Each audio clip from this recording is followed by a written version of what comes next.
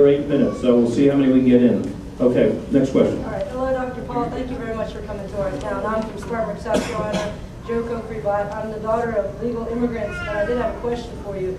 I know you're totally against illegals getting any kind of benefits, but I wonder what you would say on the issue of we using their labor in inordinate amounts. And using their labor? What does that do to our economy? I mean, we're using their labor, and that's supporting our economy. And if you're against illegal immigration, I just wonder, are you against illegals even being in this country? Actually, you're against them getting benefits. But what do you think about the fact that they're here performing services for us that we're too lazy to do? Thank you. Well, yeah, I think she has a point. There's some of that occurs, but the thing of it is, it's just like any person who goes to work.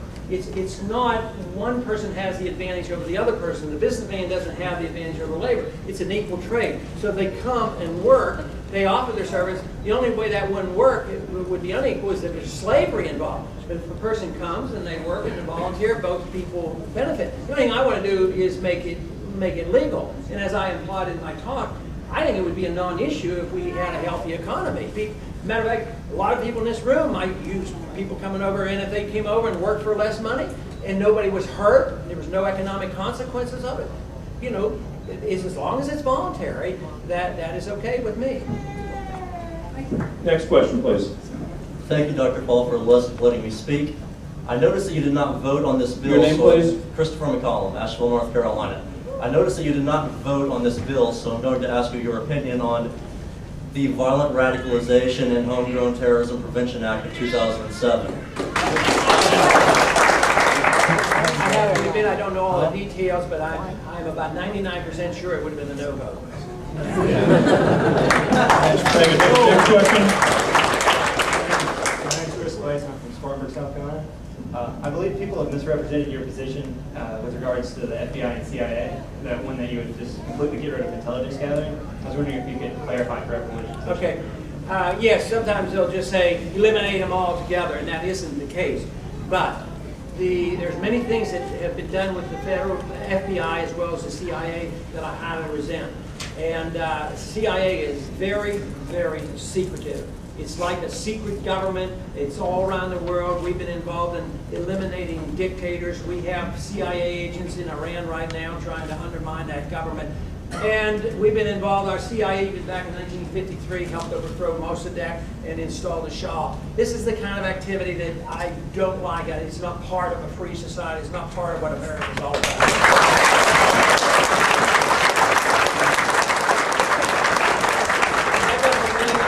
In having intelligence, and I think that's important. We also ought to have intelligent people interpreting the intelligence.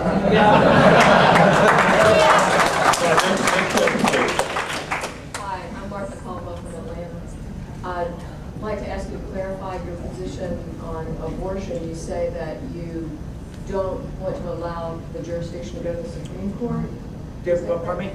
You don't want to allow jurisdiction to go to the Supreme Court? Right. Can you explain the constitutional basis for that position? Well, first, the Congress, by majority vote, can restrict any issue going to the federal courts.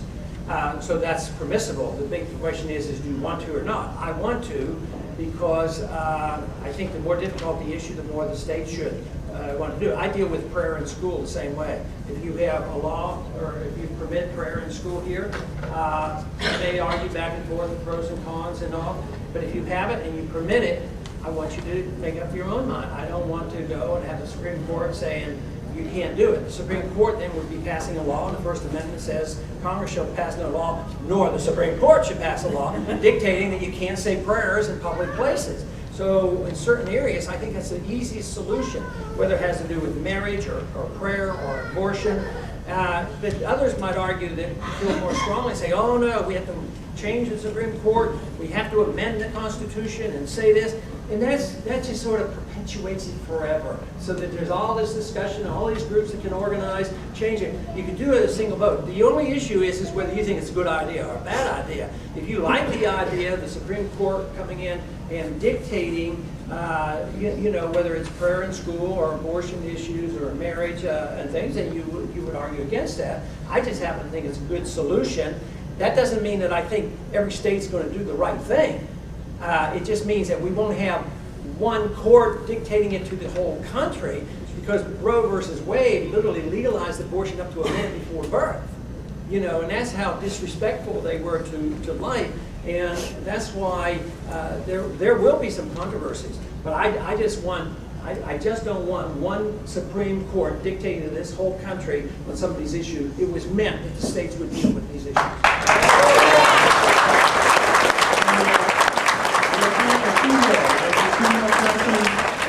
And then at that point, I guess the campaign staff is going to take Dr. Paul out into the hallway. So if you just sit still until they go out, they'll be out by the receiving line. You can ask all the questions you want. This building will be open until 9 o'clock. Go ahead. Hi, Dr. Paul. My name is Erica Woods from Pendleton, South Carolina. And a few months ago, I received in the mail a very official-looking survey. And I don't know if I'm remembering it correctly. The name was the American Community Survey. And I don't know how many people here are actually aware of that. I didn't know anything about it until I did receive it. And it was actually from the department, the Census Bureau department, and with stating on the envelope and inside that you were required by law to answer these questions, and it was like a 29-page survey. They're gonna pay you?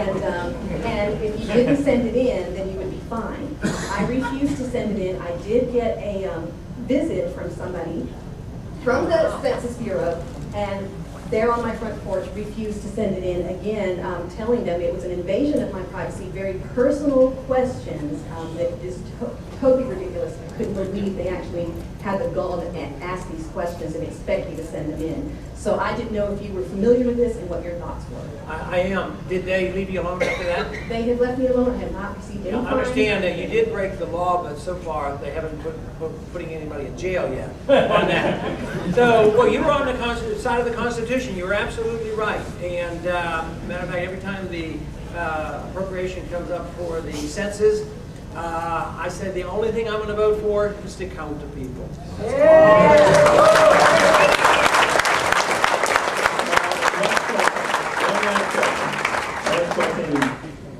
Hello, Dr. Paul. My name is Daniel Jordan from Asheville, North Carolina. As a freshman in college and a graduate from a public school system, I would like to know your thoughts on the decline in public school quality in the past 40 or so years. Well, I don't think there's much doubt that there has been a decline. I don't think too many people will argue about that. And I think centralized control of anything doesn't work.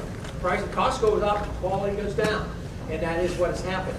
There's one city that we have the legal jurisdiction of, the federal government, that's Washington, D.C. And right now, we're spending, I think it's close to $14,000 per student. And it has the strongest laws against drugs and guns and violence and all this money. And unfortunately, it may well be the worst city in the country for education. So it goes to show it's not a money issue. It has to do with who's in charge and attitudes and parents.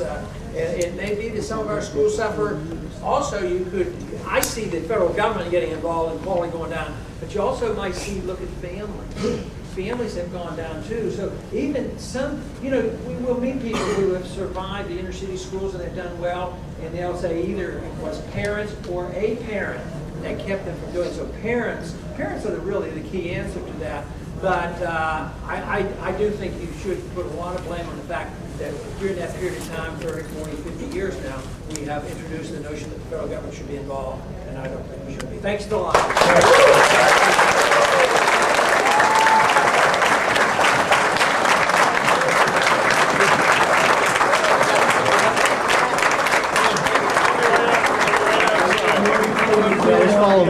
Please take all your trash with you, otherwise I have to stay here all night and clean it up.